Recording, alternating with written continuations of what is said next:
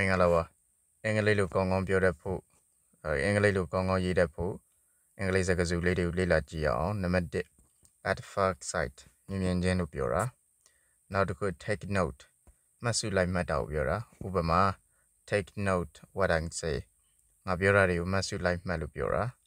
နောက်တစ်ခု write back စာပြန်ရေးတာကိုပြောတာနောက်တစ်ခု these days အခုရက်ပိုင်းနေမှာတဲ့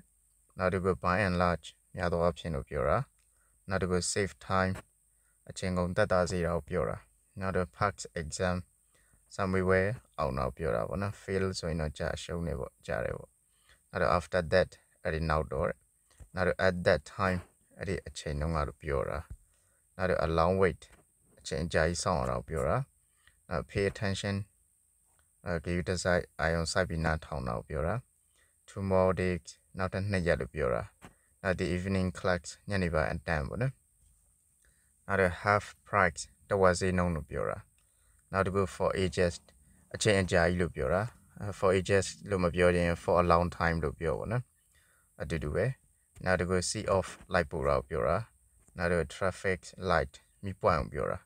နောက်တစ်ခု homesick အိမ်ကိုလွမ်းနေအိမ်ကိုတတိယတယ်လို့ပြောတာနောက် day return trip နေချင်းပြန်ခီးလို့ပြောတာဒါလေးရနေ့စဉ်သုံးအင်္ဂလိပ်စကားစုလေးတွေလက်တွေ့မှာအရန်သုံးဝင်နေလေ့လာထားဖို့နော်